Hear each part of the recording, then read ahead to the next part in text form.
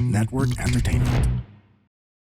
After Haiyan, 'di ba? Ang daming tanong, bakit itong bagyo sobrang lakas, tapos are storms really getting stronger because of climate change or is it natural? So, madaming paraan para sagutin yung tanong na yon. Yung pinili naming paraan is essentially doing experiment. So, parang masagot yung tanong na kung nangyari ba si Goni, tsaka si Rolly, and other tropical cyclones noong matagal na panahon in the past. So, pre-industrial siya. So, mga 1800s, 1900s. Ganito ba yung itsura niya? Ganito ba siya kalakas? Tapos, kung mangyayari ba sila ulit in the future, ano naman yung mangyayari sa kanya? Sa tuwing nagbabasa kayo ng mga research papers, nagtataka din ba kayo kung paano ito naisipan gawin ng mga researchers? Paano nila na-transform ang idea nila para maging isang actual na research project? Saan sila kumuha ng funding para magawa to? Paano nila nalaman na ang results nila ay pwede na nilang ipasa for publication? Dito, sa Behind the Science podcast, ay kakausapin natin ang ating mga Pinoy scientists para ibahagi hindi lang ang mga resulta ng kanilang pag-aaral, kundi pati na rin ang mga behind the scenes or behind the science stories nito. Simula sa kung paano nila ito naisipan gawin hanggang sa na-publish na nila ito. So this podcast is in partnership with the UP Resilience Institute, the Philippine Agricultural Scientist, the Philippine Journal of Fisheries, and SciEngJ.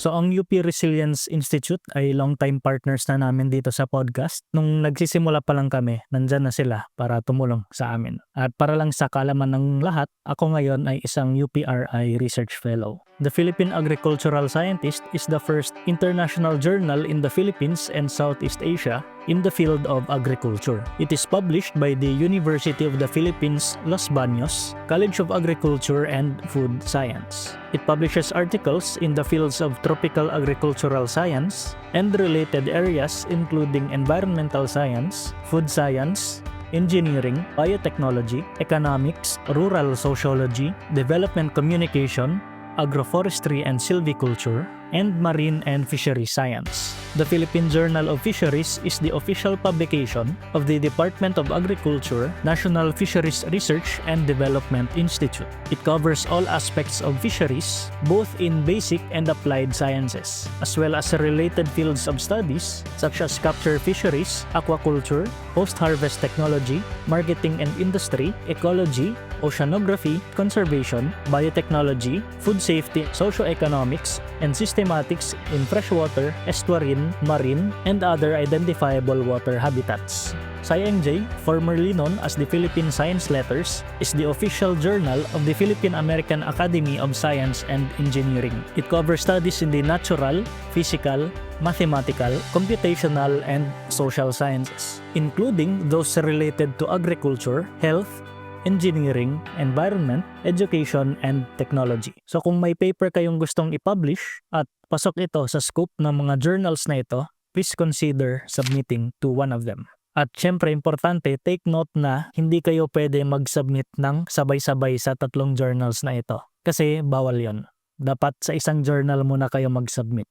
At ang mga journals na to ay index na rin sa Web of Science, Scopus, ASEAN Citation Index, and sa Imago Journal Ranking. Kaya masisiguro nyo dito ang mataas na standard at mabusisi na review process para masiguro ang high quality papers na pinapublish. So if you're interested in publishing your research in one of these journals, check nyo ang guidelines at ang links ay nasa description. Magandang araw mga kapwa-siyentista at welcome sa isa na namang episode ng Behind the Science podcast. Ako si Paul Flores, ang inyong host, and our guest is an assistant professor and the head of the Climate and High Impact Weather Laboratory at the UP Institute of Environmental Science and Meteorology. She is currently the Deputy Director for Academic Affairs at UP IESM. She has a dual PhD degree, a PhD in Atmosphere, Oceans, and Climate from the University of Reading, United Kingdom, and PhD in Meteorology by Research from UP Diliman. Her research interests include climate modeling, climate variabilities and change, numerical modeling, and extreme weather events. So without further ado, let's all welcome Dr. Rafaela Jane Delfino. Hello, good morning po sa mga tagapakinig ng Behind the Science podcast, and thank you kila Paul for inviting me here, and it's an honor to be here. Ayun. So welcome po sa podcast, Ma'am Jane. And ayun, bago tayo magsimula, kung nag-enjoy kayo dito sa podcast at gusto niyo ang ginagawa namin dito, paki-like naman ang episode na ito at mag-subscribe na rin kayo sa mga social media platforms ng Behind the Science Podcast. Makikita niyo kami sa Spotify, YouTube, Apple Podcast, and Facebook. Paki-rate na rin kami ng 5 stars para mas madami pa tayong maabot na audience. So ang topic natin ngayon, actually, very interesting ito. Tungkol ito sa mga super typhoons, particularly si Rolly at si Odette, at paano kung nangyari sila in the past and kung mangyayari pa sila in the future. So dito sa podcast, madami na rin kaming naging previous episodes tungkol sa mga bagyo, and recommend ko lang yung mga previous episodes natin. So very recently, yung episode 101 with Dr. Jerry Bagtasa, na co-author din ng study na pag-uusapan natin ngayon. Ang pinag-usapan naman namin doon ay yung paggamit ng AI for tropical cyclone rainfall forecasting. And in relation sa kay Super Typhoon Odette or Super Typhoon Rai, yung international name niya, please check episode 62 with Mr. Clint Petilla. Ang pinag-usapan namin doon ay kung paano naging Super Typhoon si Odette. And also, in relation sa Super Typhoon, yung recently na dumaan na si Super Typhoon O1, please check episode 98 with Mr. Marco Ibanez. Ang pinag-usapan namin doon ay yung experience niya as a storm chaser ng Pag-asa during Super Typhoon O1. So, ayun. The usual, bago natin pag-usapan yung research ni Ma'am Jane, alamin muna natin yung journey niya as a scientist. So Ma'am Jane, kayo po, bakit po kayo naging interested sa weather at kailan ito nagsimula? Yes, I think fairly usual yung ano ko nun is Bicolana ako. So, pinanganak, lumaki ako sa Bicol na laging dinadaanan ng bagyo. Tapos usually, nagbe-birthday ako dati, di ba pag elementary, birthday mo, tapos may dumaang bagyo. Tapos after a while, matagal bago bumalik ang kuryente, ang tubig, ang TV. So, essentially, lumaki ako na ganun, no? So, although hindi meteorology yung bachelor's ko, pero science pa rin. Tapos, nung nag-masters ako, yung thesis ko is more on climate modeling. So, doon ako namulat essentially sa pagmamodel, no? Ng ating klima. Tapos, nag-PhD ako. Doon ko na pinagsama yung experience ko nung bata ko. Tapos, yung climate modeling training. Tapos, essentially, tiningnan kung paano ba magbabago yung bagyo dahil sa climate change. Yun. So, yung background ko essentially, yung educational background, pati yung trabaho ko, kasi unang trabaho ko after graduation is on climate change adaptation na. So, research talaga siya. Tapos, after that, after ko mag-masters, lumipat ako sa isang non-profit organization na research pa rin yung main role. Doon din tinitingnan overall yung climate risks ng Pilipinas. So that's when I decided, dati kasi nung panahon na nagtatrabaho ako dun sa non-profit na yon, very little pa yung research on climate change in the Philippines. So doon ko na-realize na kailangan pa nating pag-aralan.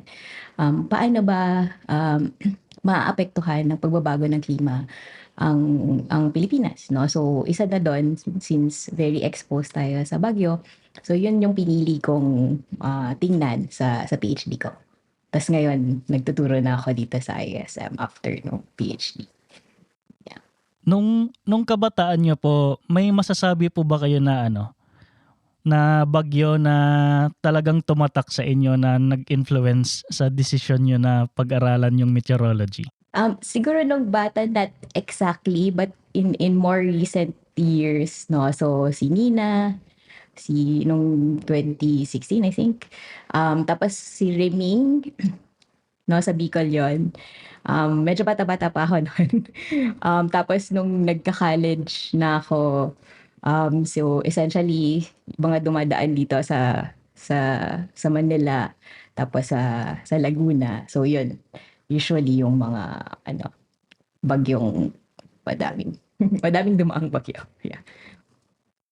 Ano pong college course yung kinuha niyo? Forestry. Yeah. Actually, ano yun out of curiosity. So, very funny story. So, nung high school ako, very, talaga ako sa science. Tapos, yung girlfriend ng kapatid ko at that time, forestry siya sa BU. Tapos, pag magkakasama kami, um, parang lagi niyang sinasabi, ito yung mga puno, ganyan, ganyan. Tapos, sobrang na-curious ako. So, yun yung kinuha kong course. Yeah. Tapos, eventually, nag-masters ako environmental science. Tapos doon ko na aralan yung climate modeling. So may training kasi that time. So nakuha ako na fellow sa United Nations University. Tapos may training yon on mainstreaming and building climate resilience. So 2 years na fellowship yon. Tapos may 2 months na training sa Japan. Tapos part of the training is climate modeling. Tapos sobrang na-curious ako, tinuro sa amin yung WRF, tinuro sa amin yung iba't ibang climate models. Yung WRF is Weather Research and Forecasting. So doon ko natutunan yung unang natutunan yung WRF. Tapos remote sensing and GIS. Tapos yung research doon sa fellowship na yon initially was how will future climate affect agriculture production. So, bukod dun sa climate modeling component, nag-aral din ako ng crop modeling. Yeah, tapos at that time, nagre-research din kami. So may funding na research on how to mainstream climate change adaptation in the Philippines. So kaya mostly climate talaga. Tapos yun nga, as sabi ko kanina, after ko mag-masters, lumipat ako sa non-profit organization. Tapos climate risks yung tinitingnan namin sa Pilipinas. Tapos ang parent company ng non-profit na yon on energy.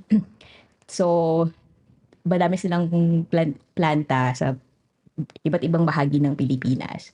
So tinutulungan namin sila sa pag-forecast ng weather and how it will affect the operations of the plants. So, katulong ko din si Sir Jerry. So, kinuha namin consultant si Sir Jerry. So, every time na may bagyo, nagmo-monitor talaga kami. Tapos, nagbibigay kami ng information dun sa parent company ng non-profit about how will this tropical cyclone impact yung sites nila. Ayun. So, kaya napunta ako sa PhD on tropical. Medyo komplikado yung journey ko since Ah, may bachelor's degree, tapos master's, tapos yung fellowship, tapos PhD, tapos ngayon sa ISM na.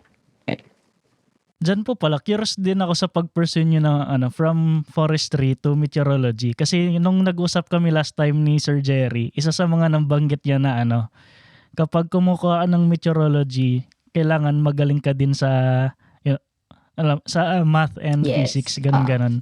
So nung nag-training na po kayo on meteorology, may mga prerequisite subjects ba na ni-require sa inyo Yes. para So, magawa yun? essentially math, tapos physics, tas calculus, essentially fluid dynamics. So, nung high school naman, buong-buo yung understanding namin nun. So, kung saan ako nag-high school, yung physics teacher namin is relatively very good talaga.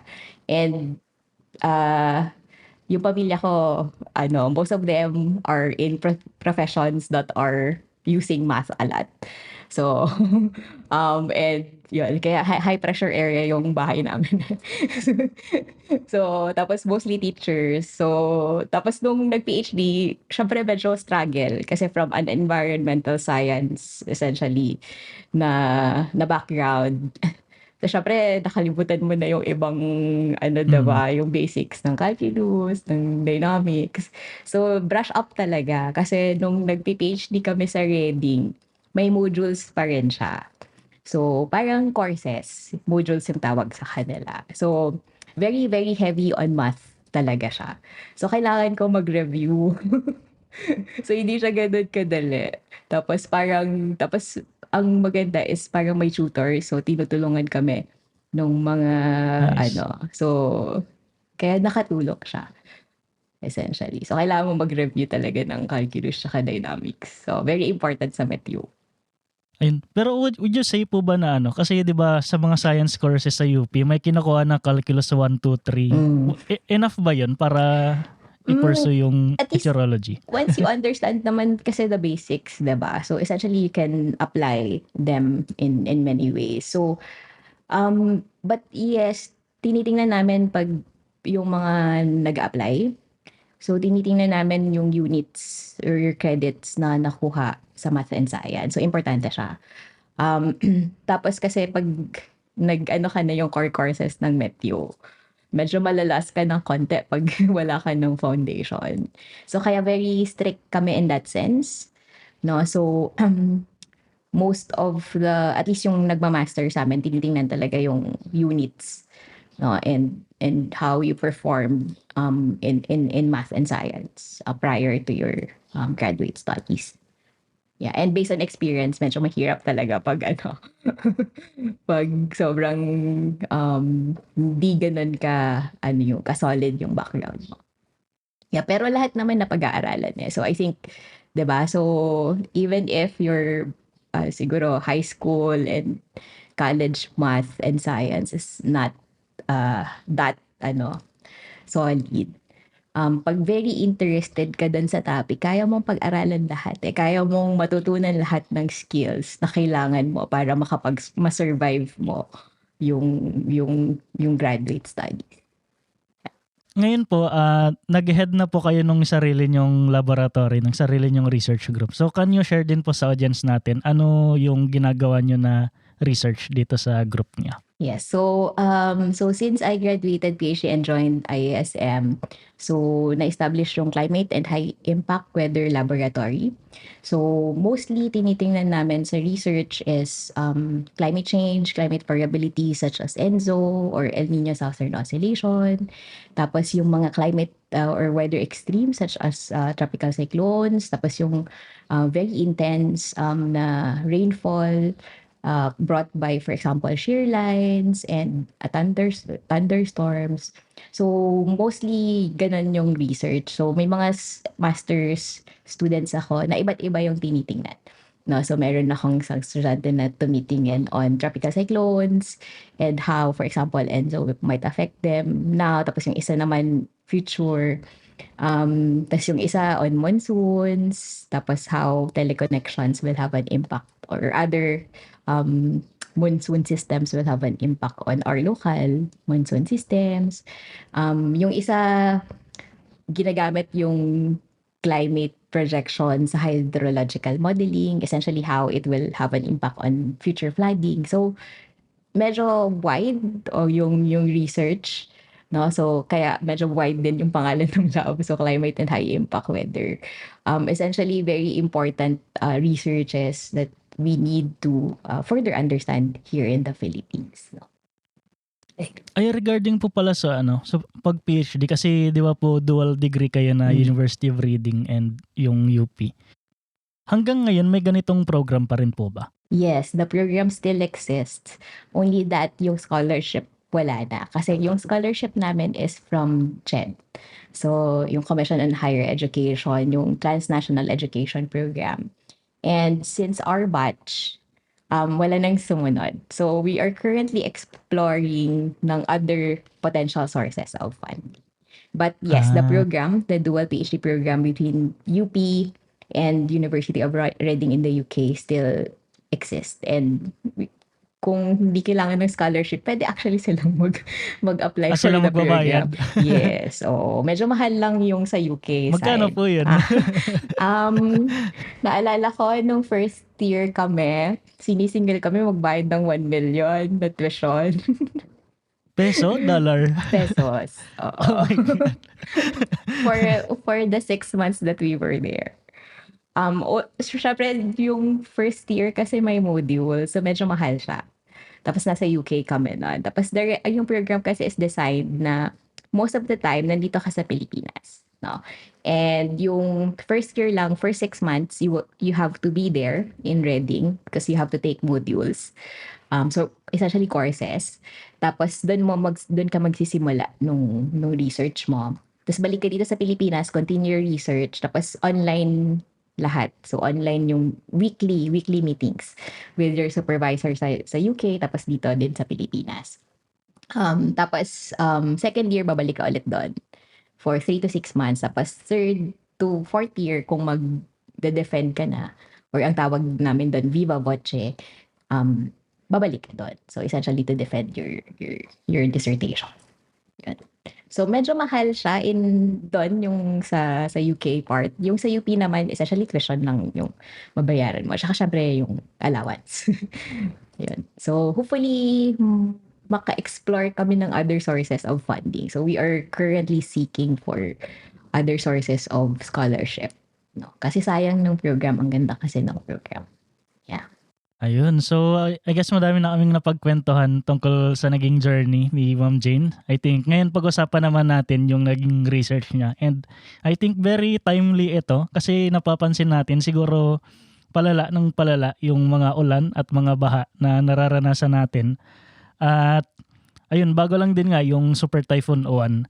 At malaking tanong talaga sa ating lahat kung ano ba, kung epekto ba ito nung climate change at kung gaano pa kalakas ang mga bagyo na mararanasan natin in the future. So ang title ng study ni Ma'am Jane ay Response of Super Typhoons Goni and Rai to Past and Future Climate Conditions in Convection Permitting Model Experiments. So Ma'am Jane, can you explain mo na tungkol saan ba yung paper na to in one sentence? Okay, so itong paper na to essentially ina-explore natin kung paano magbabago yung bagyong Rai at Goni and paano sila magbe-behave under different climate conditions. So during past, present, and future climates. So spoiler alert, yung future version, kung mangyayari sila in the future, for example, yung future version nila relatively mas malakas yung hangin at mas madami yung ulan na dala. No. So yun yung study. And then ginamit namin yung high resolution simulations. No. So yun yung convection permitting models.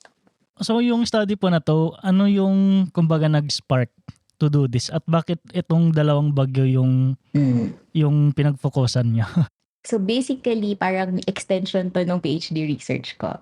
So nung PhD research ko kasi, in-explore ko si Hayan, si Mangkot, tsaka si Bofa.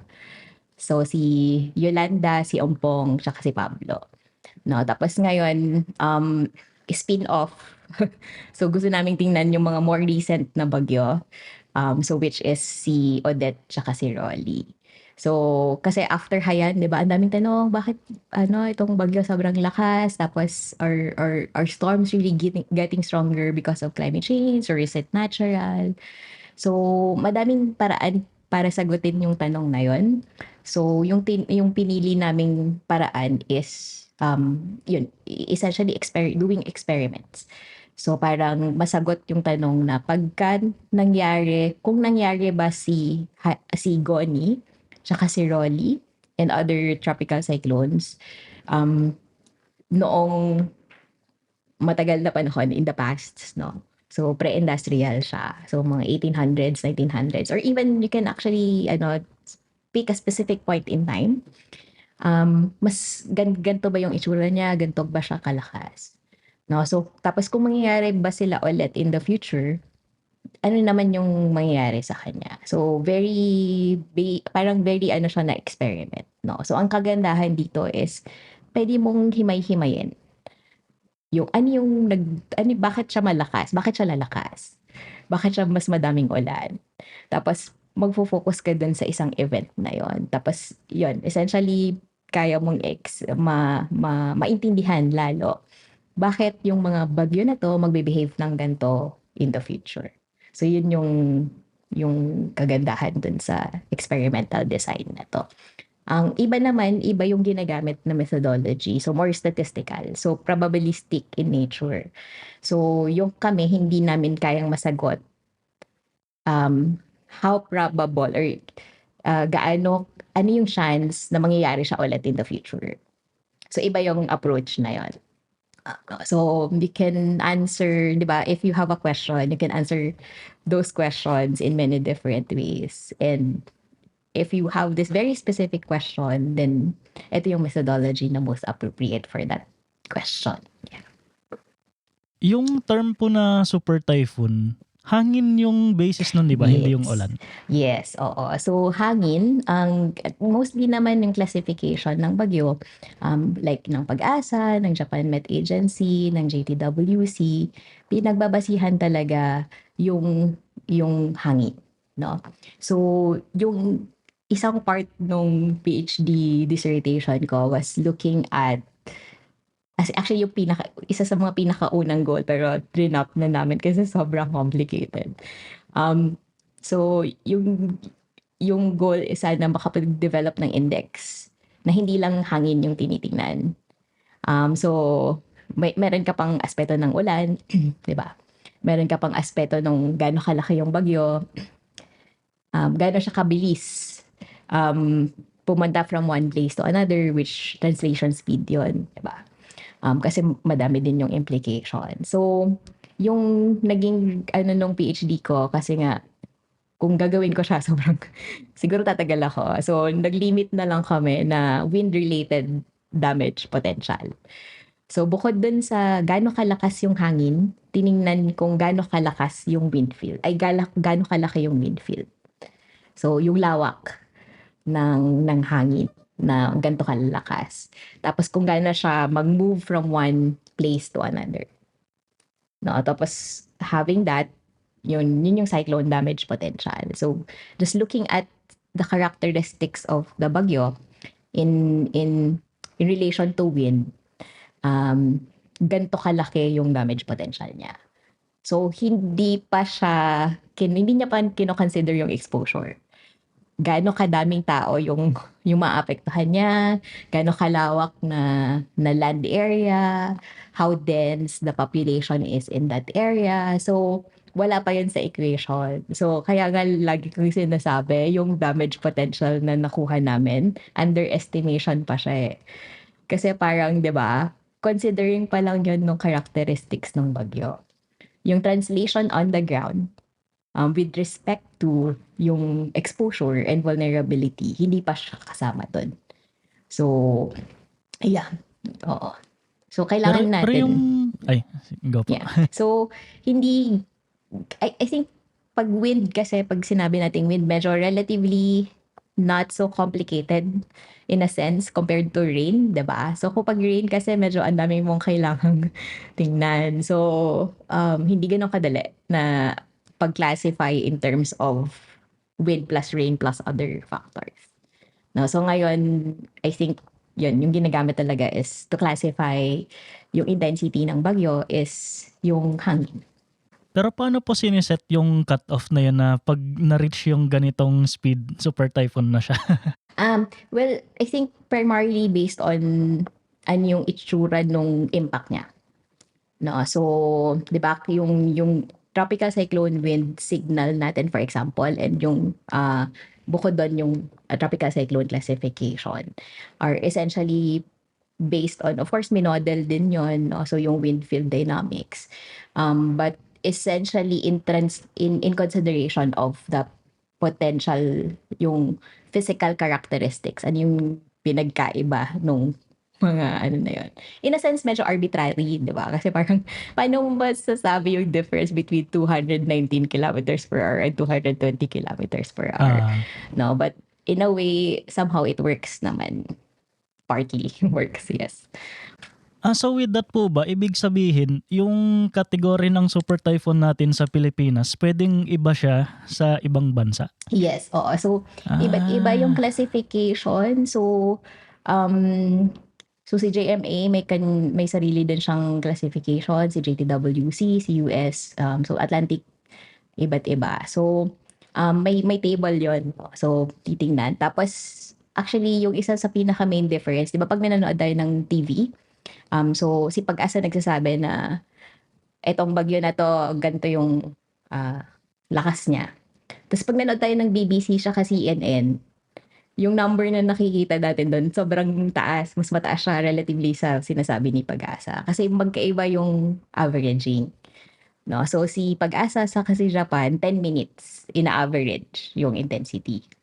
So, just imagine, di ba, kung may series of numbers ka, so yung ilang numbers doon mataas, yung iba medyo relatively mababa within the span of 10 minutes. So, relatively bababa na konti yung average mo, di ba? So, si US, so primarily sa Atlantic, sa si JTWC, 1 minute yung averaging niya. So, may conversion factor na ginagamit. So, kaya in-expect natin na pag yung 1 minute yung averaging na ginagamit, relatively yung number na lumalabas sa mga balita, mas mataas talaga. Yun. So, may ano din, may pinagkaiba kasi. And the way they estimate yung wind intensity, magkakaiba din. No? So, kaya relatively, depende sa kung alin yung ginagamit mo. May pinagkaiba siya doon sa ibang available na datasets. Yan. Kanina po ma'am, sinabi niyo na yung ibig sabihin nung yung kasi 'di ba doon sa title i-simulate niyo si tawag Goni. nito? Si Goni Si tsaka si Goni Rai. at si Rai sa past and future. Yung past pre-industrial 1800s.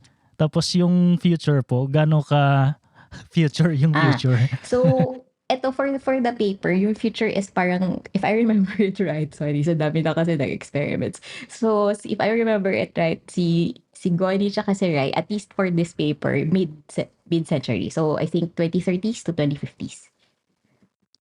So, pwede mo rin naman siyang i-run, which ginawa namin, end of the century, 2100. So, 2070 to 2100. No? So, kasi tinitingnan natin, in a sense, gaano kalaki yung pag-warm ng climate natin in the mid-century compared to that of the end of the century. No? So, pwede kang mag-experiment in a way. So, pwede mo actually gawin, sa 2030 ba, gano'n kalakas siya. So, pwede kang mag-set ng specific time periods. But for this paper, pinili namin yung mid-century. So, 2030 to 2050. No? So, sana tama yung pagkakaalala ko. Yes. Same with the past. No? So, you can actually pick a specific time frame in the past. So, pwede mong gawin 1970 to relatively recent past. Tapos pwede kang tumingin ulit ng 1900s or 1950. So, yun, ganun yung ano. So, parang ang mangyayari kasi is different levels of cooling in the past and then different levels of warming in the future. So with that po, paano siya actually ginagawa? Can you share din po yung Sure. yung methods nitong modeling na ta? So kung mababasa mo yung paper, may tinatawag kami doon na pseudo global warming technique. No, so ang ginagawa natin doon is gamit ang outputs from global climate models, no. So yung global climate models kasi kaya niyang mag-project into the future and kaya niyang i-hidecast or i-simulate yung past climate or historical climate. No, so based on outputs from global climate models, we can know exactly how warm the temperature is given a specific time frame. So kukuhanin natin yon essentially, tapos i-minus natin yon sa current. No? So meron kang future minus current. So meron kang parang change or delta na makukuha. So same with the past then. So, kukuhanin mo din yung delta between your past climate and your current climate. No? Tapos, so meron ka ng change in climate in the future. No? So, syempre positive si future, negative si past. No? So, ang gagawin mo now is, para ma-simulate mo yung bagyo, so given the current synoptic conditions, kung saan namuo yung bagyo, idadagdag mo yon yung future climate mo. Same with the past, idadagdag mo din yan. So, meron ka ng, sa ngayon, 3 set. So, meron kang bagyo under the current climate. Meron kang bagyo under the future climate. Meron kang bagyo under the past climate. So, essentially, tapos isi-simulate mo yon ng paulit-ulit. Several replications. Tapos, once that simulate mo na yung bagyo, so makikita mo na exactly under current climate, essentially kung anong nangyari sa kanya, sa totoong observations. And then minodel mo lang siya, essentially. So, sinimulate mo lang siya. So, tiningnan mo, ito yung hangin niya, ito yung ulan niya. Tapos, doon naman sa another set of simulations under future climate, so makikita mo yung pagbabago sa kanya. So, ganun yung ginagawa. So, yung one of the key things about the pseudo global warming technique is that you have to make sure na may bagyo talaga. Kaya ganun yung technique. So, you may have to make sure that the synoptic conditions are there or still there. No? So, pangalawa is kailangan hindi ganun ka-significant yung change ng track ng bagyo sa simulations mo. Either under future or yung past climate. Kasi pag dumaan siya sa ibang environment, ibang bagyo na yun. So, mag-iiba na yung behavior niya. So, yun yung technique. No? So, essentially, yun, trying to answer nga. Kung mas mainit ba yung pagdadaanan niyang ah, ocean, no? Or karagatan, ano yung magiging mangyayari sa kanya? No? So now for this particular paper, ginamit namin yung output from global climate model. So essentially, representation of what the climate will be like. No? So there's other techniques, no? So essentially pwede mong patungan lang na okay, gusto kong malaman anong mangyayari exactly pag 1.5 degrees above or warmer. So pwede mo siyang across the model domain 1.5 degree. Tataasan mo lang ng 1.5 degrees and 2 degrees, no? So, yun, ganun yung technique, no? So, gamit namin dito is, yung input data is from global climate models plus yung reanalysis data sets. Tapos, sinimulate namin siya sa weather research and forecasting model. In this case, 3 kilometers, no? So, convection permitting model siya. So, ibig sabihin, parang kaya niya nang i-represent yung maliliit na features na hindi mo na kailangan mag-approximate. No? Kasi kung relatively mas mataas yung resolution, may parameterizations pa or approximations ka pang ginagawa. So, nakakadagdag yan dun sa uncertainties ng models. So, itong si convection permitting model, kaya niya nang, essentially parang makita yung mas maliliit na features ng bagyo, especially yung convection within the circulation. So, somehow nababawasan ng konti yung uncertainties associated with the approximations. No? So, mas parang finer yung details, essentially, yun ang makikita mo. Makikita mo na rin yung changes sa vertical structure ng bagyo, sa eye wall. So, relatively parang somehow mas maganda yung pag-simulate nung bagyo. Tapos yun nga, mas madami ka ng detalye na nakikita. So, once na-simulate mo na lang siya, so ika-calculate mo na lang essentially or titingnan mo anong pinagkaiba ba nung mga bagyo kung nangyari siya this in the past and then nangyari siya in the future. So, yun. Ganun yung ginawa namin for this particular paper. Speaking of dun po pala sa uncertainty, may way ba na ma-quantify talaga yung uncertainty dun sa model nyo? Kasi 'di ba sa lahat naman po ng modeling sinasabi nila na all models are wrong but some are useful. So in that sense po paano kayo nagiging confident dun sa results ng simulation nyo na Yes. kumbaga realistic siya na scenario? So much like any other modeling exercise, so there are many ways upon which you can address those uncertainty. No, in this case, of course, makikita mo una paano nagpe-perform yung model mo against observations. Mas malapit ba siya sa observation kung sobrang layo niya, 'di ba? So kung halimbawa may model mo si Rai, 'di ba naglandfall siya sa Siargao or si Odette. So kung naglandfall siya sa Bicol, Okay. so ibig sabihin hindi maganda yung simulations mo. So essentially isa yun sa paraan para malaman mo na or maging confident ka na tama yung sinisimulate mo, diba? So kung mas nalapit siya sa observation, yung intensity niya medyo malapit din sa observe, yung itsura ng ulan niya, or spatial distribution, malapit siya sa observe. Now, pag magmo-model ka into the future, madaming iba't ibang sources of uncertainty yun. Una yung model, 'di ba? Kasi madaming estimations, or assumptions na ginagamit sa model. Pangalawa, yung input data mo. No? Pangatlo, kung kailan mo siya uumpisahan or initialization yung tawag namin doon. No? So, pang-apat din is yung other input data ng future climate. Kasi galing din yun sa model eh. So, nagdadagdag yun ng Okay. additional uncertainties. So, kaya usually ginagawa namin, hindi lang iisang simulation. So, for example, sa isang bagyo, 4 na initialization or mas madami pa, 4 na or 2 or mas madaming GCMs. No? So, pwede mo siyang parang gawing spread. No? So, or parang tinatawag namin ensemble members. Parang ensemble. No? So, hindi lang one specific iteration. So, many, many iterations. And then, titingnan mo yung spread ng result, pati yung mean. Yung iba, average Mm. lang yung ginagamit. Kami usually spread yung ano. Kasi, di ba, hindi mo naman masasabi for certain. Ah, Kahit nga yung weather forecast natin, di ba? So, how much more yung way, way into the future. So, mas magandang tingnan yung potential futures. No? So, yung isa pa doon, yung scenario. So, paano ba magde-develop yung mundo in the mm. future? So, kaya may tinatawag tayong specific na parang socio-economic pathways or scenarios. So, usually, titingnan natin hindi lang iisang scenario, kundi madaming scenario. Yan. So, yan. Madaming paraan para ma-address yung uncertainty. And those are some of the ways to address them.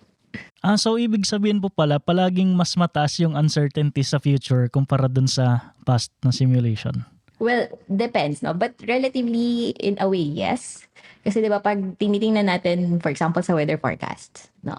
So, the closer you are into the forecast, so 1 to 5 days, 'di ba? Gets. Tapos compared to 14-day forecast, mas paniniwalaan mo yung mas malapit, 'di ba? Kasi yung mga models natin nag-aano siya, 'di ba?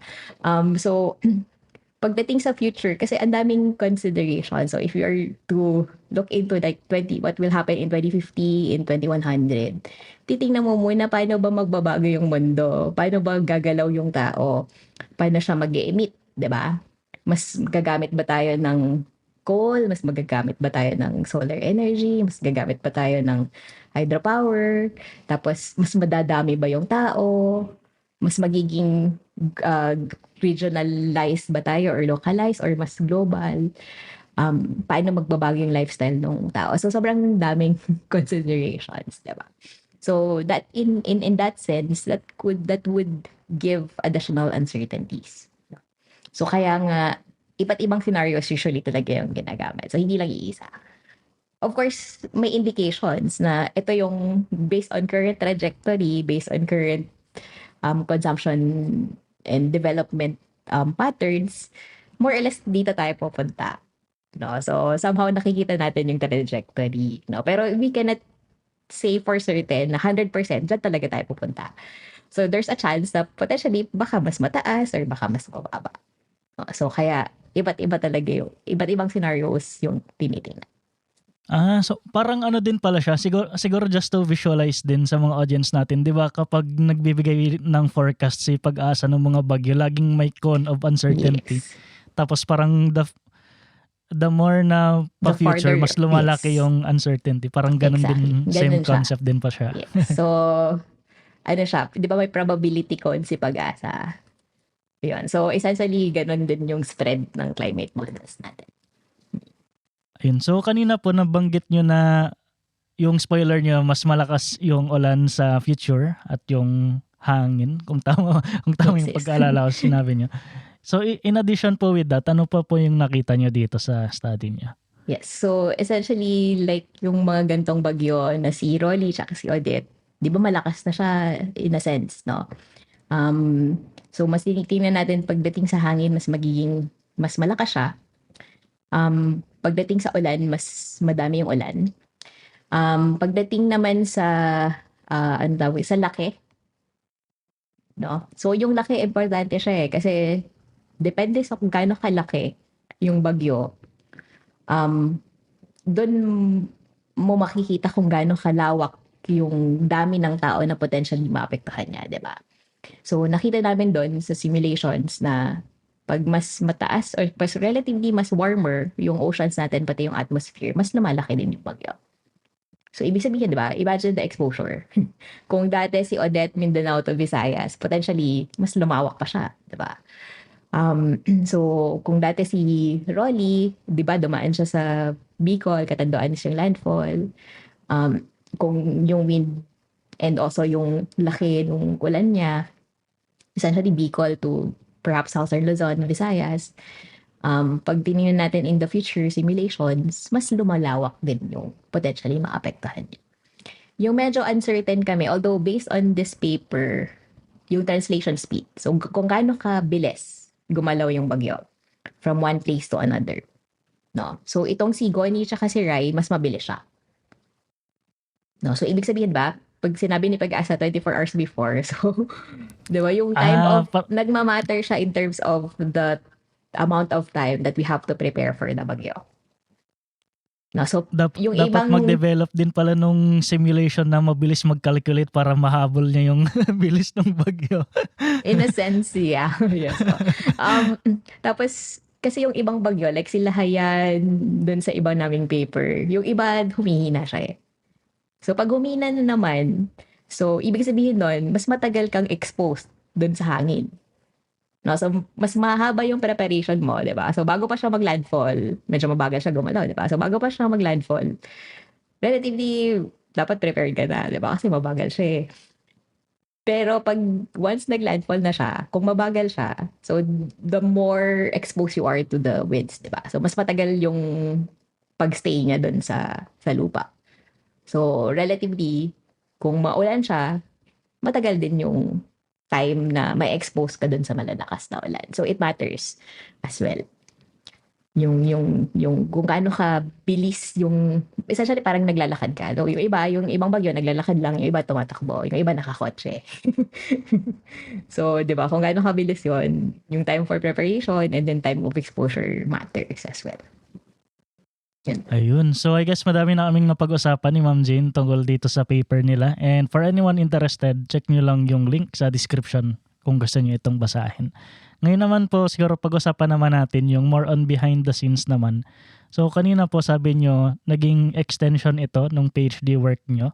So, can you share din po ano yung naging funding source ng study na to? For this particular paper, so nag-request kami for funding sa Natural Science Research Institute ng UP Diliman. No, so binigyan nila kami ng funding to do the simulations as well as to package the research into a paper. So sila din yung nag-reimburse at nagbayad ng article processing charge. No, so NSRI. Usually ganun naman sa academia. So kailangan mong humingi or mag-request ng funding essentially to do your research. No? So proposals, tapos essentially government funding, tapos yan, gagawin mo na yung research. At what point nyo po na-realize na sapat na yung results nyo to submit for publication? I can't remember exactly the exact time, pero usually kasi diba, so sa sobrang dami na ng simulation, so pag nakikita mong may rigor na yung research mo, tapos very consistent na yung pinapakita niya na results, so that's when we decided na sige, isulatan natin to. Actually, madami pa kaming bagyong ibang minodel, pero since very limited yung space ng papers, so pinili namin tong si Rai tsaka si Goni as a representative. No, so binuo namin siya thinking na enough na yung results and rigorous enough na yung data na pinapakita na pwede na siyang mabuo as a paper. And itong paper na to very short yung length niya. So sobrang hirap i-condense into a short form paper. So parang, di ba, pag nag-PhD ka, ang haba-haba ng dissertation mo. Tapos to limit that into a 15 to 20 page paper, mahirap na. So ito, mas maiksi pa siya. Tsaka yan din yung napapansin ko sa mga meteorology papers, kasi ang daming simulations na nagaganap, ang daming figures na kailangan ilagay. So typically mahaba yung mga ganong papers. So, particularly challenging tong paper na 'to kasi nasanay ako lalo sa UK gusto nila lahat ng detalye ilagay mo, 'di ba? So, tapos very yung regular form, long form na journal article tapos lahat ng technical details ilalagay mo. Ito relatively iba yung audience nung journal. So, kaya mas technical pa rin siya pero kailangan mo siyang i-package in a way na mas simple and easy to understand. Yeah. Hindi ko lang alam kung in its current form easy to understand na siya sa ano. Depende din po siguro sa sa background Yeah. ng tao. Ayun, almost 1 hour na rin po tayo. Ayun, so before we let you go po, Ma'am Jane, ano po ang mga ma-advise nyo sa mga aspiring researchers? I think especially for Filipinos, no. So lagi ko lang sinasabi tayo yung living laboratory ng mga bagyo. No, and hindi lang bagyo, no? So, lahat ng climate-related risks. So, if you are into science, no, we need more researchers. We need more scientists in the Philippines looking at exactly how this climate and even yung natural climate variabilities and extreme weather events will have an impact on us, not just now and kailangan natin to prepare pa in the future, diba? So, yun, keep asking questions. Tapos yung usually sinasabi ko yung dalawang pinaka natutunan ko nung nagpi-PhD ako. Well, of course, bukod sa dynamics ng bagyo at ng climate modeling. Yung isa sa mga sobrang tumatak talaga sa akin. So, isang scientist sinabi niya, never stop asking questions. 'Di ba? So, parang 'di ba kasi the more you do research, the more you ask questions. It doesn't really Ah, give you definite answers, 'di ba? In fact, kung mas maganda yung research mo, the more questions you will ask. Yun. So, never stop asking questions. And then pangalawa, yung isa namang scientist, UK din. Sabi niya, never be afraid to ask for help. No? Kasi di ba as researchers, lalo na kung nagpi-PhD ka na, di ba independent research yun. So, parang feeling mo kailangan mong pasanin yung buong mundo. So, sinabi niya na parang no, parang 'di ba, you cannot live on an island, 'di ba? Yun yung sinasabi nila. So, never be afraid to ask for help. So, pag hindi na gumagana yung code mo, hindi mo figure out ano yung bug dun sa code mo, ask for help, 'di ba? Buti nga yung mga bata ngayon may ChatGPT na, may LLM na nung sa nagpi-PhD, kanila na nagpapatulong. 'di Sa ba? AI na. So, tapos may lab mates ka pa, may, di ba, may laboratory, may friends ka sa course mo, or even people, nung nagpi-PhD ako, pag sobrang stuck na ako dun sa pagsusulat, usually nakikiusap ako sa mga kaibigan ko para lang ma-figure out ko sa utak ko paano ko siya isusulat. Ayun po. Siguro last question po. Do you have anything to promote? Mm, siguro yon if you're into science, parang if meteorology is an option for you, so we have 4 universities offering BS meteorology programs in the Philippines.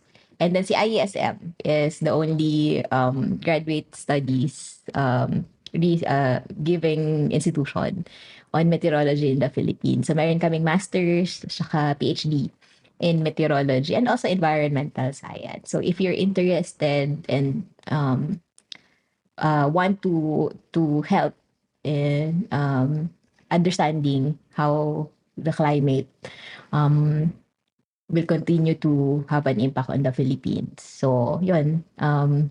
Nag-accept kami ng applicants every first semester for our master's and PhD program. Here sa ISM. Puntahan nyo na lang yung website namin sa ISM.